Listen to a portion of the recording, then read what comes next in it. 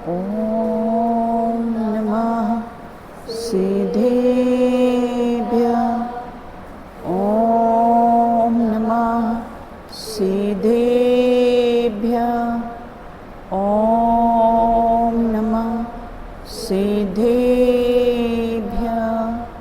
निज आत्मा को जान कर पहचान कर जम कर भी जो बन गए परमात्मा पर्याय में भी वे सभी वे साध्य हैं आराध्य हैं आराधना के सार हैं।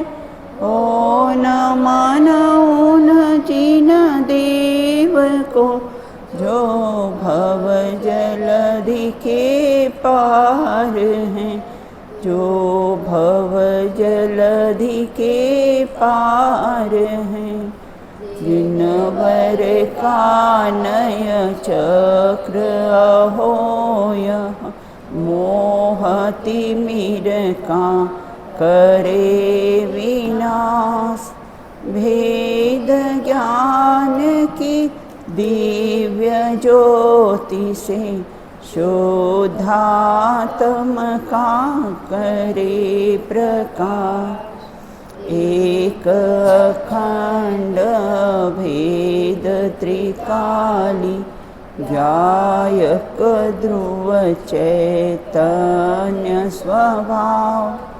परम शोधनय करे प्रकाशित परम पारिणामिक निज भाव।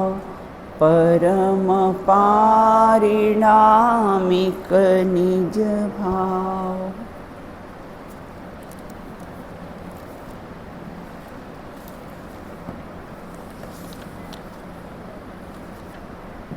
अपनी चर्चा यहाँ पर नए रहस्य ग्रंथ के माध्यम से निश्चय नय के भेद प्रभेदों के अंतिम बिंदु पर अपनी चर्चा चल रही है। पूर्व में हमने चर्चा की थी कि अगर पर्याय स्वयं क्षणिक है, पेज नंबर 150 लास्ट क्वेश्चन, पर्याय स्वयं क्षणिक है, खंड ज्ञान रूप है, एक देश है, तो वो स्वयं को त्रिकाली अखंड परिपूर्ण शुद्ध द्रव्य रूप अनुभव करे तो ये बात कैसी है? असत्य और मिथ्या हुई और ये तो कैसा निश्चयाभास हुआ।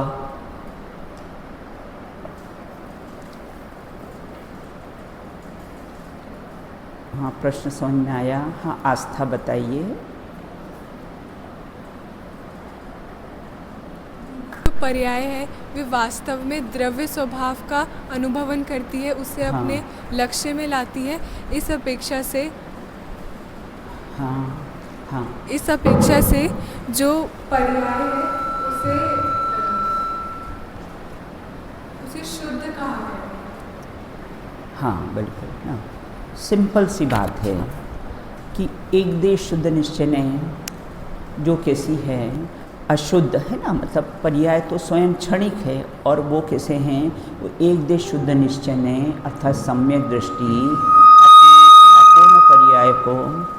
अपनी अपूर्ण पर्याय में अपने को पूर्णता का शुद्धता का अनुभव करे तो ये तो असत्य बात है ना, इसमें तो निश्चयाभास हो जाएगा। तो बोले ऐसा नहीं है। तो क्या है?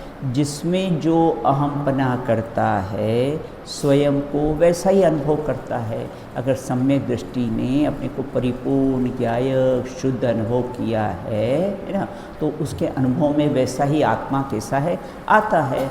उन्होंने एक उदाहरण दिया है ना, दरिद्री कन्या का, दरिद्री व्यक्ति की सुंदर कन्या का उदाहरण दिया है ना। अगर वो सम्राट मोहित हो गया उस पर है ना, और उसने सम्राट ने उसको वरण कर लिया, तो अब वो दरिद्री कन्या अपने आप को दरिद्री मानेगी कि सम्राज्ञी मानेगी? सम्राज्ञी मानेगी। तो अपूर्ण पर्याय में शुद्धता है ना, अपूर्ण पर्याय है, उसमें अगर वो अपने को अखंड परिपूर्ण शुद्ध माने तो किसी इसमें मिथ्यात्व नहीं होता है, निश्चयाभास नहीं होता है, बिल्कुल है ना। निश्चयाभास कब होगा? हाँ है ना, पर्याय, जब पर्याय को लक्ष्य में लेकर है ना, निश्चयाभास कब होगा? फिर जब पर्याय का लक्ष्य लेकर अपने को ध्रुव पूर्ण माने तब निश्चयाभास होगा। अपूर्ण पर्याय अपने को परिपूर्ण शुद्ध माने है ना, द्रव्य स्वभाव में बैठकर अपने को परिपूर्ण शुद्ध माने तो निश्चयाभास नहीं होगा। और निश्चयाभास कब होगा? पर्याय का लक्ष्य ले। वो एक देश शुद्ध निश्चय ने कि पर्याय लक्ष्य किसका लेती है? पूर्ण शुद्ध पर्याय द्रव्य स्वभाव का लक्ष्य लेती है। तो वो कैसा है ऐसा माने तो उसमें निश्चयाभास नहीं है। तो निश्चयाभास कब होगा? तो बोले जब पर्याय का लक्ष्य लेगी तो निश्चयाभास हो जाएगा। पर्याय का लक्ष्य लेकर वो अपने को ध्रुव और पूर्ण माने तो निश्चयाभास होगा, बिल्कुल है ना। वो दरिद्री कन्या अपनी दरिद्रता में रहकर अपने को पूर्ण माने, अभी उसको सम्राट का वर्ण नहीं हुआ है, और अपने को वो कैसा करोड़पति माने तब कैसा है उसका मिथ्या आभास होगा, है ना। समझ में आया सुहानी? इतनी चर्चा अपनी हो चुकी थी, अब अपन कैसे आज आगे चर्चा करेंगे और ये विषय अपना कैसा है पूर्ण होने वाला है। पेज नंबर है 151 का लास्ट पैराग्राफ। क्या? हाँ, तो नहीं होगा क्योंकि उसने अवलंबन बेटा किसका लिया है? द्रव्य स्वभाव का अवलंबन लिया है ना। द्रव्य स्वभाव के अवलंबन से एक देश शुद्धता प्रकट हुई है। और अगर वो पर्याय का लक्ष्य ले और अपने को पूर्ण, वो दरिद्री कन्या अपने घर में रह के अपने को करोड़पति के सपने देखे तो वो क्या हुआ है ना, उसका असत्य होगा उसका, है ना। और अगर सम्राट ने उसको वर्ण कर लिया हो, महल में रहने चली गई हो ना, फिर अपने को कैसे सम्राज्ञी माने तो उसमें कोई दोष नहीं है। पॉइंट ख्याल में आया? कब निश्चयाभास मानना और कब निश्चयाभास नहीं होगा? बराबर, बिल्कुल है ना। और वो पर्याय ध्रुव का अवलंबन लेगी और अपने को पूर्ण शुद्ध मानेगी तो कैसा है? निश्चयाभास नहीं होगा। समझ में आया अच्छी तरह से? हाँ श्रेया, समझ में आ गया? अब कहते वस्तुतः द्रव्य पर्यायात्मक है। वस्तु कैसी होती है? द्रव्य और पर्यायात्मक। वस्तु में दो धर्म होते हैं ना, हेड और टेल, दो धर्म होते हैं। कुछ प्रश्न? 152 से लेना है? अच्छा, ये अपना हो चुका था, चलो ठीक है। पेज नंबर 152 से है क्वेश्चन नंबर 14। सारा काम पर्याय को ही करना है। अपने कहा था ना, संसार में दो ही बड़े, दामोदर और दाम। दामोदर घर में रहे, दाम करे सब काज, है ना। तो सारा काम किससे है? पर्याय को ही करना है, पर्याय में ही होना है ना। पर्याय में पर्याय के, है ना, पर्याय में पर्याय से पर्याय के लिए ही करना है, अपने में ही द्रव्य को ही देखना है। तो फिर परम शुद्ध निश्चय के विषयभूत त्रिकाली द्रव्य का मोक्ष मार्ग या मोक्ष मार्ग में क्या योगदान रहा? परम शुद्ध निश्चय ने भी तो अपने को त्रिकाली ध्रुव को अपना विषय बनाता है, बिल्कुल। और यहाँ ये कहते हैं कि पर्याय भी कैसी है ना, अपने को कैसे हैं, अपने को द्रव्य स्वरूप देखती है। तो फिर कहाँ दिक्कत है? समाधान, अरे भाई सारा काम पर्याय में होना है, परंतु होगा कैसे, है ना। सारा काम पर्याय में ही होना है, लेकिन होगा किसके अवलंबन से होगा? द्रव्य के सन्मुख होकर उसमें अहम पन्ना करने से ही तो होगा ना। पर्याय द्रव्य का लक्ष्य किए बिना अपने में द्रव्य को कैसे देखेगी? वह कैसी कन्या, है ना, अपने को करोड़पति का वर्ण किए बिना अपने को करोड़पति कैसे देखेगी? उसी प्रकार द्रव्य का लक्ष्य किए बिना अपने में द्रव्य को कैसे देखेगी। अतः निष्क्रिय द्रव्य का त्रिकाल विद्यमान रहना यही उसका योगदान है। द्रव्य कैसा होता है, द्रव्य तो अपने में ही रहता है ना, और पर्याय उसको अपने को कैसा है, द्रव्य स्वरूप अनुभव करती है। तो इसलिए कैसा है, द्रव्य का त्रिकाल विद्यमान रहना। देखो सूर्य त्रिकाल है ना, और किरणें कैसी है बेटा, फैली हुई है। समुद्र त्रिकाल रहता है ना, और लहरें कैसी है, ऊपर नीचे होती है। तो जो द्रव्य, क्योंकि एक पार्ट अगर स्थायी नहीं होगा तो पर्याय किसका अवलंबन लेगी। तो एक पार्ट तो कैसा है बेटा, स्थायी होना जरूरी है बिल्कुल। तो द्रव्य का त्रिकाल विद्यमान रहना ही उसका सबसे बड़ा योगदान है। वो कैसा स्थायी रहता है। महान लोगों की उपस्थिति मात्र से सब काम हो जाते हैं, है ना। किसी सभा में, किसी कार्यक्रम में कोई विशिष्ट व्यक्ति आ जाता है तो सब कार्य सहज ही सिद्ध हो जाते हैं बिल्कुल। यदि जब राष्ट्रपति आने वाला हो, अभी सब ये आने वाले थे ना विशिष्ट G20 में, तो कैसे सब व्यवस्थाएं, सब काम, सब सड़कें, सब ये सब हो गई। वो अच्छी सड़कें तो दिखा दी, क्योंकि अपने यहाँ की सड़कें तो दिखाई नहीं उनको, बाइडन वगैरह को, वो तो सब दिखा दी उनको, अच्छा सजा के तो सब दिखा दिया उनको। तो यही उनका योगदान है। महान लोगों की उपस्थिति मात्र से ही सब कार्य हो जाते हैं। यदि द्रव्य की सत्ता ही न हो तो पर्याय अहमपना किसमें करेगी।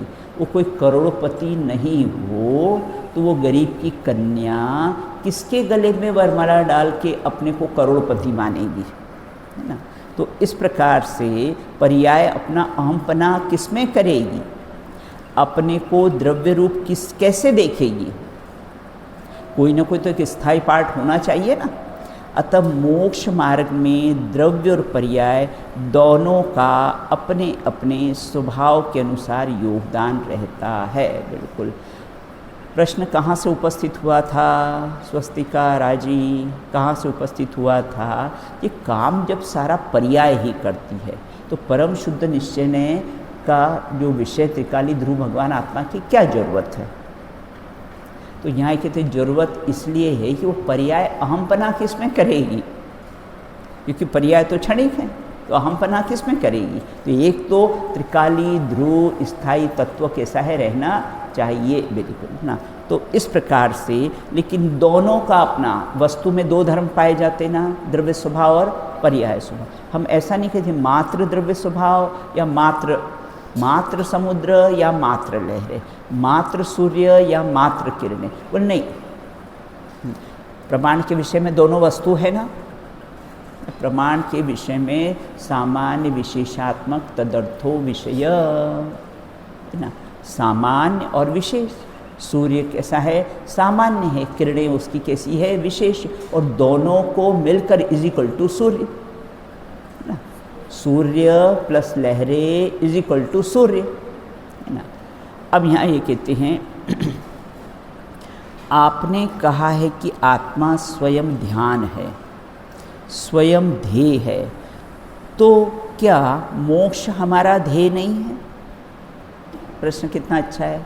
आपने कहते आत्मा ही ध्यान है, आत्मा ही ध्येय, तो फिर हमारा, हमने तो भजन में पढ़ा है, मोक्ष मेरी मंजिल है, ध्रुव मेरा धाम, है ना। मोक्ष मेरी मंजिल है, ध्रुव मेरा धाम, हमने तो ऐसा पढ़ा है बिल्कुल। तो क्या मोक्ष हमारा ध्येय नहीं। मोक्ष बेटा पर्याय है। 7 तत्वों में कितने तत्व द्रव्य रूप है और कितने तत्व पर्याय रूप हैं। 7 तत्वों में कितने तत्व द्रव्य रूप है और कितने तत्व पर्याय रूप है। हाँ, बाकी सबके से 5 पर्याय रूप है। 2 द्रव्य कैसे हैं तनिष्का, 2 द्रव्य कैसे हैं, है ना, द्रव्य रूप है बिल्कुल ना। बोलो बेटा, बोलना कहोगे तो कॉन्फिडेंस आएगा बिल्कुल। तो 2 द्रव्य कैसे हैं, है ना, द्रव्य रूप है, और बाकी 5 कैसी हैं? आश्रव, बंध, संवर, निद्रा, मोक्ष, ये सब कैसी है? पर्याय है बिल्कुल। तो इस प्रकार से क्या मोक्ष हमारा ध्येय नहीं है? तो मोक्ष तो पर्याय है, और पर्याय हमारा ध्येय कैसे हो सकती है? मोक्ष तो पर्याय प्रकट हुई है ना, तो जो प्रकट हुई है वो हमारा ध्येय कैसे हो सकती है? त्रिकाली द्रव्य के आश्रय से उत्पन्न होने वाली एक देश निर्मल पर्याय अर्थात मोक्ष मार्ग पर्याय साधन है, रत्नत्रय साधन है, और कैसा है? मोक्ष है ना, रत्नत्रय साधन है, त्रिकाली ध्रुव भगवान आत्मा अपना कैसा है? साध्य है बिल्कुल। तथा साधन का फल अर्थात मोक्ष मार्ग पर्याय कैसी है? साध्य, साधने योग्य है। देखो यहाँ पर साध्य किसको कहा? मोक्ष मार्ग के पर्याय को कहा है ना, क्योंकि वह साधने योग्य है बिल्कुल। जबकि त्रिकाली ध्रुव भगवान आत्मा ध्येय है, साध्य है और ध्येय है। क्या है? मोक्ष की पर्याय कैसे? साध्य है, वो साध्य है ना, साध्य है। और त्रिकाली ध्रुव भगवान आत्मा कैसा है? हमारा ध्येय है, हमारा लक्ष्य है बिल्कुल ना। इस प्रकार से अब के प्रयोजन क्या है? लास्ट में बता दिया, जो हमने नयों के भेद प्रभेद अभी तक सब समझे हैं ना, बोले उसका प्रयोजन क्या है?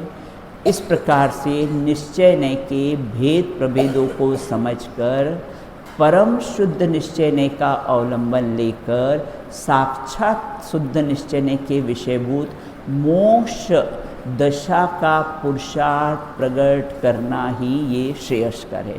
प्रयोजन लास्ट में उन्होंने बता दिया है कि चारों नए हमने पढ़े हैं, तो उसका कैसा प्रयोजन क्या है? तो क्या प्रयोजन है कि जो पहले तो निश्चय नय के भेद प्रभेदों को हम समझें, है ना, समझकर फिर जो परम शुद्ध निश्चय नय है ना, उसका हम कैसे, जिसको नयाधिराज कहते हैं, नयाधिपति कहते हैं। क्यों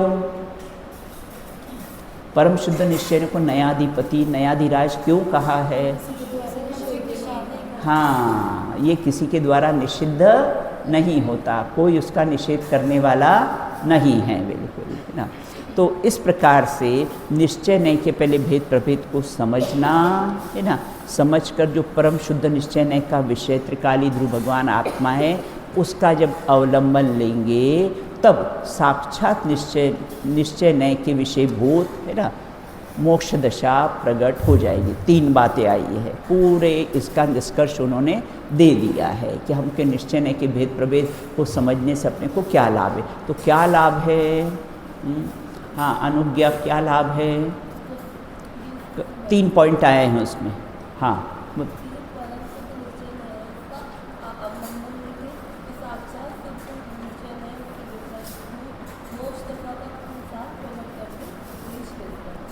आस्था इन्होंने सही बताया है क्या?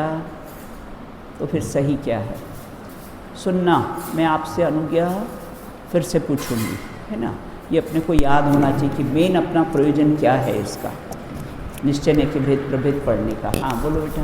पहला जो पॉइंट आया था वो था कि मोक्ष पर्याय ही साध्य, और दूसरा बिंदु था जो त्रिकाली जो भगवान आत्मा है वे ध्येय है। तो इन दोनों को ऐसा जानकर हम मोक्ष दशा का पुरुषार्थ प्रकट कर सकते हैं। अप्पा कुछ छूट गया, ध्यान से सुनना। हाँ बोलो बेटा। हाँ, यदि निश्चय नय के भेद प्रभेदों को समझकर, हाँ, फिर दूसरा आया था परम शुद्ध निश्चय नय को विषय का अवलंबन लेकर, हाँ, फिर तीसरा आया था साक्षात शुद्ध नय के विषयभूत मुख्य दशा का पुरुषार्थ करना। यही कैसे 3 पॉइंट 3 बिंदु इसमें आए थे। अब कैसे इसके अपन क्वेश्चन आंसर्स देख लेते हैं। निश्चय नय के भेद प्रभेद नहीं हो सकते हैं, इस मान्यता की समीक्षा कीजिए। 121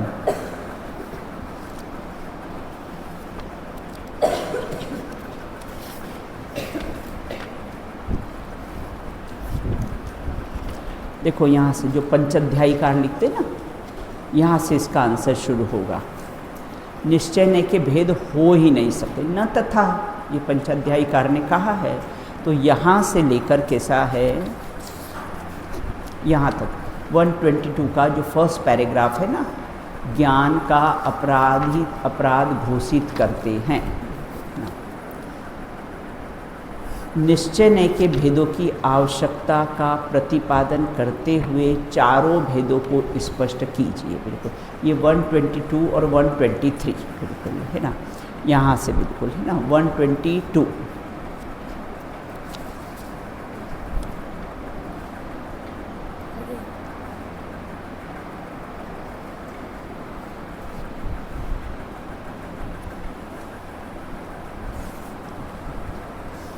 वन 122 और 123 ये यहीं से बेटा स्टार्ट होता है ना। 122 यही जो आया है ना इसका, निश्चय ने के भेद प्रभेदों की क्या आवश्यकता है ना, ये निश्चय ने के भेद प्रभेदों को जानने की क्या आवश्यकता है ना, ये पूरी बात यहाँ तक आ जाएगी है ना। कहाँ तक? साक्षात शुद्ध निश्चय ने भी कहा गया है।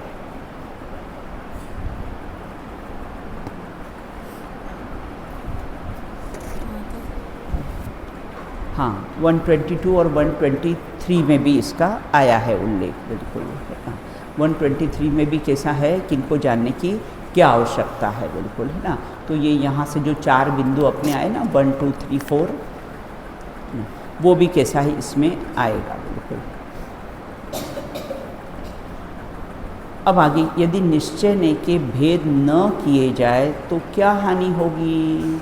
मात्र हम परम शुद्ध निश्चय नय को ही जाने और निश्चय नय के ये 4 भेदों को नहीं जाने तो क्या हानि होगी?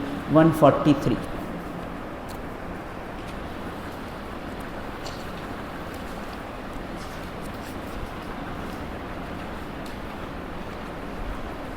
पेज नंबर 143 का जो लास्ट है ना क्वेश्चन नंबर 8 ना, यहीं से इसका कैसा है आंसर प्रारंभ होता है कि अगर हम निश्चय ने के 4 भेदों को स्वीकार नहीं करेंगे, 7 तत्वों में बेटा घटाना है ना, कि अगर हम अशुद्ध निश्चय ने को स्वीकार नहीं करेंगे तो आश्रय और बंध तत्वों की सिद्धि नहीं होगी। ये है ना पूरे 4 पॉइंट्स, उसको आप कैसा है देख लेना। अब आगे कहते हैं निश्चय ने के भेदों में 5 भाव 14 गुणस्थान। ये देखो इसमें निश्चय ने के भेदों की आवश्यकता का प्रतिपादन के चारों, एक ये हाँ ये महत्वपूर्ण प्रश्न है। निश्चय ने के भेदों की आवश्यकता का प्रतिपादन करते हुए चारों भेद, और फिर उसके बाद निश्चय ने का चौथा, निश्चय ने के भेदों में 5 भेद 14 गुणस्थान 7 तत्व घटित कीजिए। ये भी इसको भी अच्छी तरह से देख लेना, ये भी विषय महत्वपूर्ण है अपना। 138 और 146 है ना, 138 से कैसा है ये शुरू होता है बिल्कुल, 138 से 146 तक, नहीं यहीं तक है बेटा इसका जो चार्ट बनाया हुआ है ना। निश्चय ने के भेदों में 5 भाव 14 गुणस्थान घटित करते हुए निश्चय ने के भेदों का सर्वथा निषेध करने पर 7 तत्वों की सिद्धि नहीं होगी बिल्कुल ना। ये 138 से 146 तक शॉर्ट में उसको याद कर लेना उसको। अब 5वां क्वेश्चन है ना, 5वां क्वेश्चन है रागादिक भाव पौद्गलिक एवं जीवकृत कहने की अपेक्षा और प्रयोजन बताइए। ये प्रश्न भी बहुत महत्वपूर्ण है ना। पेज नंबर है 122।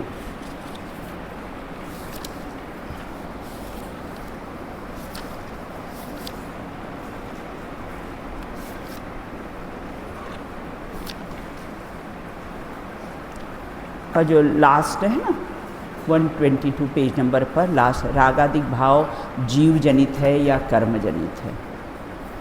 प्रश्न अपना क्या था? रागादि भाव को पुद्गल एवं जीवकृत कहने की अपेक्षा और प्रयोजन स्पष्ट कीजिए। तो 122, 123 और 124 इन सब में कैसा है इसका वर्णन आया है। और क्वेश्चन नंबर 6 तो दूसरा, चौथा और 5वां है ना। अब क्वेश्चन नंबर 6, पर्याय स्वयं क्षणिक होने से अपने को शाश्वत अनुभव करते हुए भी मिथ्यात्व क्यों कहा है, इसकी अभी अपने कैसी है चर्चा की है। ये 150 से इसका आंसर शुरू होता है। क्वेश्चन नंबर 13, पर्याय स्वयं क्षणिक है। तो ये यहाँ से इसका कैसा है क्वेश्चन कैसा है शुरू होता है बिल्कुल। तो इस प्रकार से ये अपना चैप्टर आज कैसा है समाप्त हो गया है। अब आज अपन कैसा है, अभी हमने निश्चय न के भेद प्रभेद पढ़े हैं, ये सब आपको क्लियर हो गए हैं अच्छी तरह से। इसमें आपको कुछ शंका है क्या? कुछ शंका हो तो पढ़ लेना, पढ़ोगे ना फिर पूछ लेना, अगर कुछ शंका हो ना तो फिर उसका समाधान हो जाएगा। अब कहते हैं व्यवहार नय के भेद प्रभेद। पहली बात तो व्यवहार नय कहते किसे हैं, पहले तो ये देख ले अपन ना, अध्याय नंबर 5 और पेज नंबर है 37, उसमें सारा निश्चय और व्यवहार नय की परिभाषाएं आई है कि निश्चय नय किसे कहते हैं और व्यवहार नय किसे कहते हैं बिल्कुल ना। तो किसे कहते हैं निश्चय नय और व्यवहार नय? हाँ अपा बताइए। यदि भेद से व्यवहार और अभेद से निश्चय। हाँ चलो सारी डेफिनेशन से रिपीट कर लो। हाँ बोलो बेटा। हाँ हाँ व्यवहार में है बिल्कुल है ना।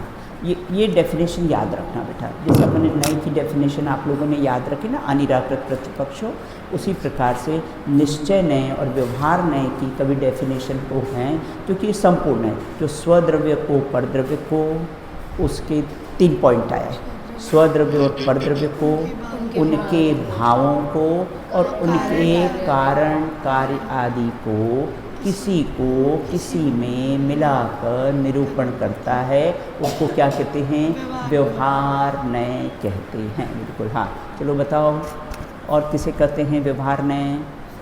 हाँ आकृति। सहयोग की अपेक्षा से कथन करा जाए तो वह व्यवहार नय होता है बिल्कुल। हाँ समता। पराश्रित से व्यवहार और अभूतार्थ से व्यवहार। भूतार्थ भूतार्थ में घटाओ, स्वाश्रित पराश्रित में घटाओ, ऐसा कैसा? किसी को भूतार्थ किसी को स्वाश्रित के ऐसा नहीं होता है बेटा, है ना। स्वाश्रित सो निश्चय और पराश्रित सो व्यवहार, ऐसा घटित होगा वो बिल्कुल। भूतार्थ सो निश्चय, अभूतार्थ सो व्यवहार, ऐसे घटित होगा बिल्कुल, है ना। देखो इसमें देखो व्यवहार का कार्य क्या है? दो भिन्न भिन्न वस्तुओं में एकता स्थापित करना, वह किसका कार्य है? व्यवहार का कार्य है। तो दो भिन्न भिन्न वस्तुएं कौन सी लेना? जीव और पुद्गल, है ना। दो भिन्न भिन्न वस्तुओं में एकता स्थापित करना कैसा? मनुष्य जीव, एक केंद्रीय जीव, ऐसा कहना वह कैसा है? व्यवहार नय है बिल्कुल। और फिर 7वीं और 27वीं गाथा का अंतर तो आप लोग को सबको अच्छी तरह से ख्याल ही है कि 7वीं और 27वीं गाथा में क्या अंतर बताया। परिभाषा बताते हुए भी उन्होंने निश्चय नय और व्यवहार नय का अंतर बताया। क्या अंतर बताया है? कौन बताएगा? 7वीं गाथा और 27वीं गाथा में। हाँ अस्थि बताइए।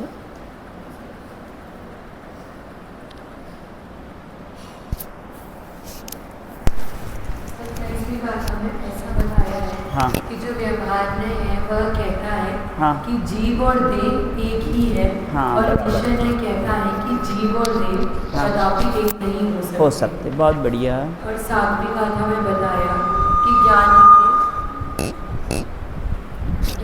जो चारित्र, दर्शन और ज्ञान, ये 3 भाव भी जो ज्ञानी के ही हैं, भेद होने के कारण उन्हें भी व्यवहार कहते हैं। हाँ। मतलब एक ही वस्तु में उन्होंने कथन करने पर, भेद डालने पर व्यवहार कहते हैं। हाँ। और पूर्व की गाथा में 2 वस्तुओं को एक कहने पर व्यवहार था। हाँ ये अंतर दोनों में है ना। वहाँ देह और आत्मा को एक कहना उसको व्यवहार का है, और कैसा है? अपनी 7वीं गाथा में एक ही वस्तु में ना, आत्मा में ज्ञान है, दर्शन है, सुख है, ऐसा कहना वो व्यवहार है। ये दोनों में कैसा है? अंतर पाया जाता है बिल्कुल। अब अपन आज यहाँ पर अपनी चर्चा करेंगे जो, तो ये तो ख्याल में आ गया ना कि व्यवहार नय कहते किसे। अब उसके भेद प्रभेद, तो अपना पेज नंबर मेरे में है 154, है ना। अब व्यवहार नय किसे कहते, ये तो ख्याल में आया अपने को, थोड़ा पूर्व का अपने रिवाइज कर लिया है। अब यहाँ कहते व्यवहार नय के भेद प्रभेद।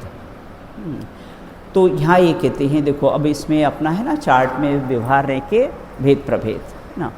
पहले सद्भूत, पहले दो भेद, जैसे निश्चय ने के भी दो भेद करे थे ना, शुद्ध और अशुद्ध, उसी प्रकार व्यवहार ने के भी कैसे दो भेद कर दिए, सद्भूत व्यवहार ने और असद्भूत व्यवहार ने। फिर सद्भूत के भी दो भेद, अनुपचरित और औपचरित, और फिर कैसे असद्भूत के भी कैसे अनुपचरित असद्भूत व्यवहार ने और औपचरित सद्भूत व्यवहार ने। जैसे निश्चय ने कि आपको चारों भेद प्रभेद सब याद हो गए हैं ना, मुझे तो ऐसा लगता है शायद सभी बालिकाओं को याद हो गए हैं, बिल्कुल है ना।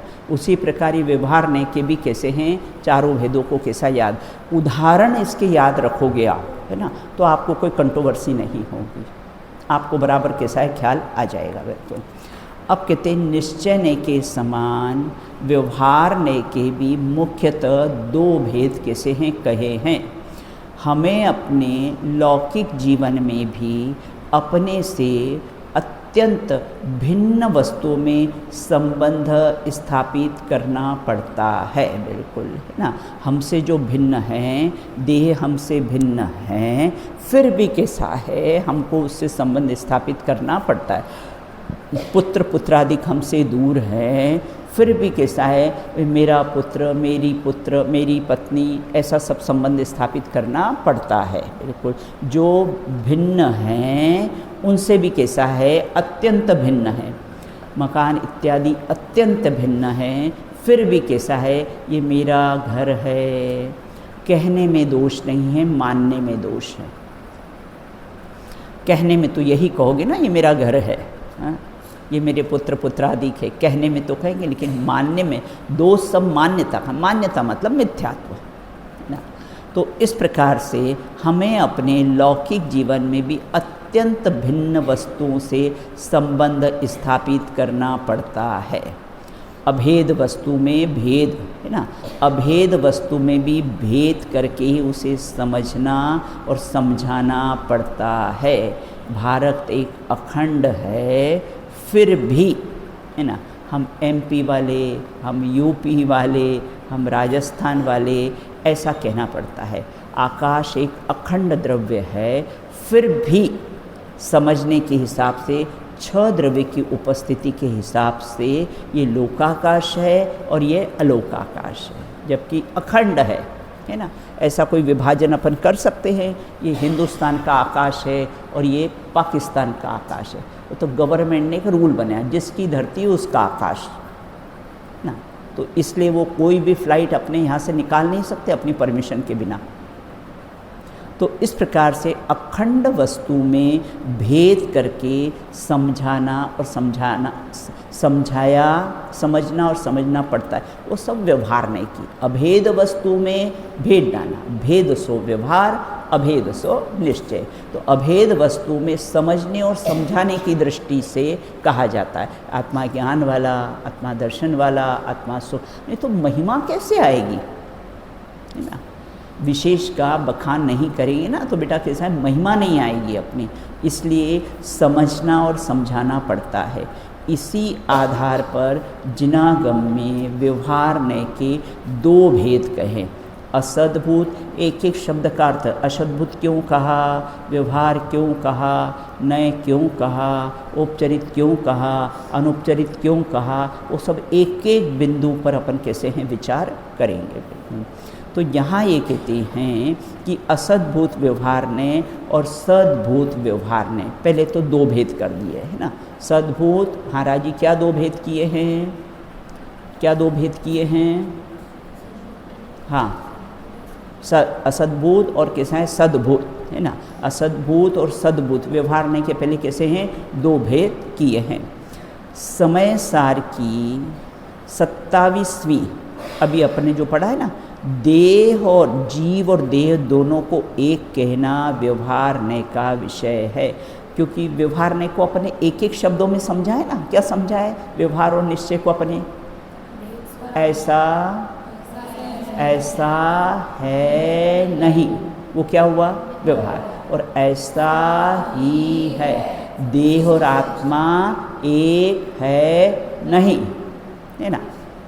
देह और आत्मा कैसा एक है नहीं, ऐसा है नहीं ना, और कैसा है ऐसा ही है ना। तो इस प्रकार से यहाँ कहते समय सार की गाथा 27 में जीव और देह दोनों को एक कहना व्यवहार, क्योंकि दो द्रव्यों की एकता बताई है ना, देह और जीव, ये दो द्रव्य, एक जीव और एक पुद्गल, दोनों दो धर्म की कैसी है, दो द्रव्यों की एकता स्थापित की है, इसलिए क्या कह दिया है व्यवहार, जबकि कदापि एक हो सकते नहीं हैं, देह और आत्मा कदापि एक हो सकते नहीं। नारियल में गोले की भांति भिन्न ही है, रहता है लेकिन उससे भिन्न, और भिन्न अगर नहीं हो तो भिन्न कोई कर सकता है क्या?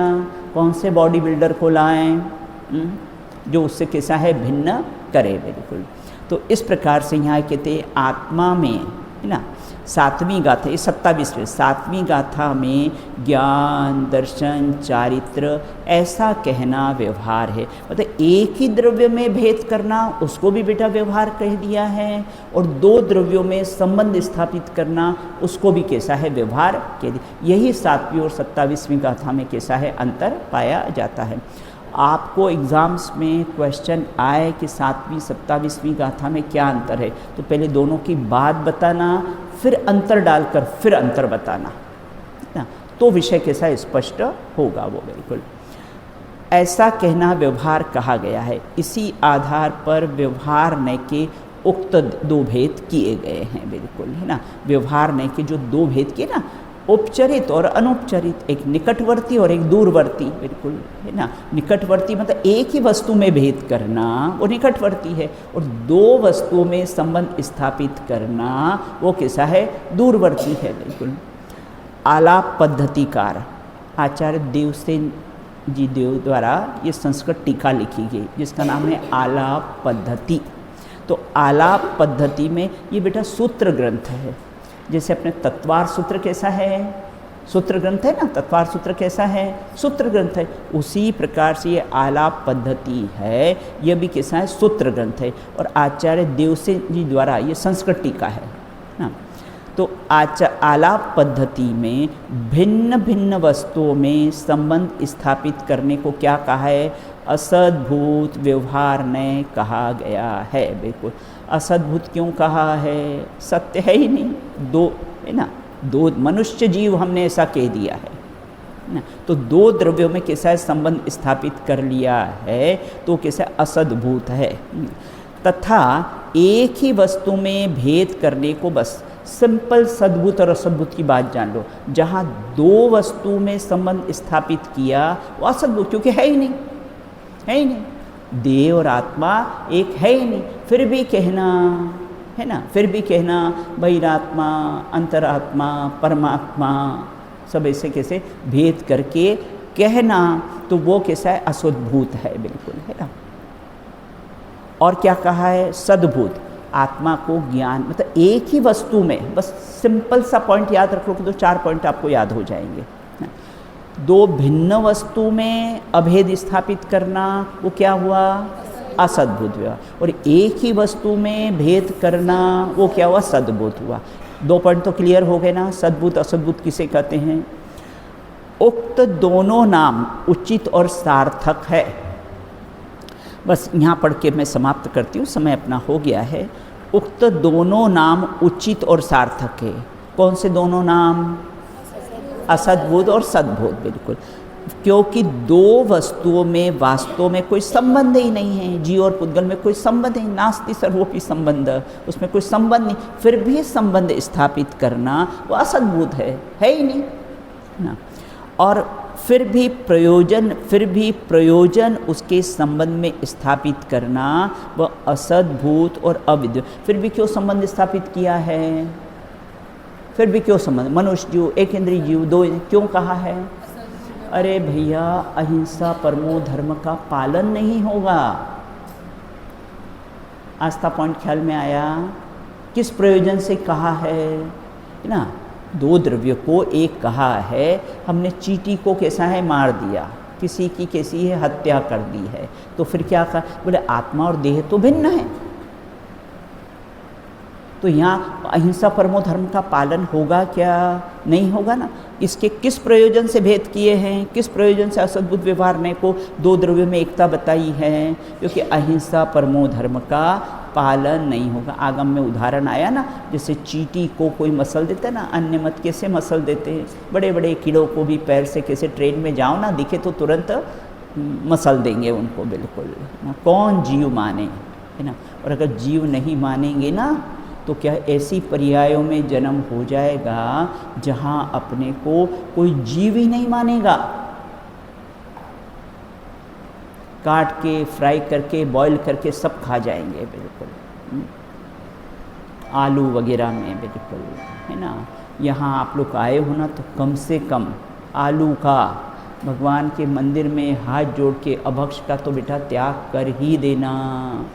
सुई के एक कटके में इतनी नोक के बार असंख्यात जीव होते हैं आलू में। वो उसको बोले आलू को, है ना, ऐसा साफ करके उसमें सिंदूर लगा के बोले धूप में रख दो, ऐसे जीव उत्पन्न होएंगे। अभी द्विदल का अपने बताया था ना कि मुख की राल से कैसे हैं जीव उत्पन्न हो जाएंगे, बिल्कुल दिखेंगे साक्षात। ये रामदेव बाबा भी मना करते हैं द्विदल खाने का, कि द्विदल का सेवन नहीं करना चाहिए। दही बड़ा वगैरह होता है ना, जहाँ दाल और कैसे दही वगैरह का सेवन साथ में नहीं करना। मुख की राल से कैसे होते हैं असंख्यात जीव कैसे उत्पन्न हो जाते हैं। तो इस प्रकार यहाँ ये कहते हैं अगर इसी प्रयोजन से कैसा है ये असद्भूत व्यवहार ने की आगम में कैसी ये चर्चा ये कि असद्भूत कहता है कि जीव और देह कैसा है, एक है ना। ये असद्भुत व्यवहार ने से कहा जाता है। इस प्रकार से चर्चा की है। अब वो एक एक पॉइंट पर चर्चा करेंगे कि असद्भुत क्यों कहा, व्यवहार क्यों कहा, है ना, नए क्यों कहा, उपचरित क्यों कहा, अनुपचरित क्यों कहा, उसके एक एक बिंदु पर कैसी अपन चर्चा करेंगे। बिल्कुल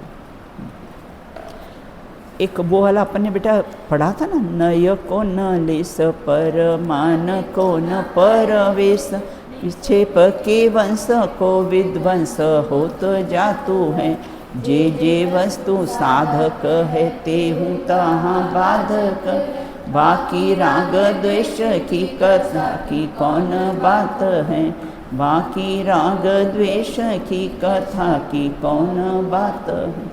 सर्वज्ञ शासन बोल लीजिए।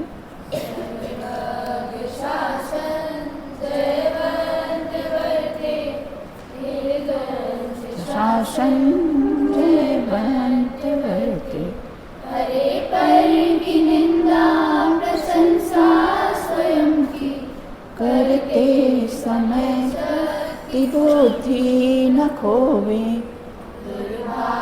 मन में न आवे कतना, तो जयवंत वर्ते, गुरुवर का गौरव सदा हो हृदय में, बड़े ज्ञान धारा स्वानंदकारी, विहाय सब मेल समता की धारा, बढ़ते ही जाए सुआराधना में, बढ़ते ही जाए सुआराधना में। चलिए जयकारा लगाइए। बोलिए अनंतानंद सिद्ध परमेश्वरी भगवंतों की जय हो, नित्यपूर्णी द्वादशामयी चिन्वाणी माता की जय हो, समस्त वीतरागी संतों की जय हो, अंतिम शासन नायक महावीर भगवान की जय हो, अहिंसामयी जैन धर्म की जय हो, रहस्य नामक महान ग्रंथ की जय हो, लक्षण महापर्व की जय हो, उत्तम तब धर्म की जय हो।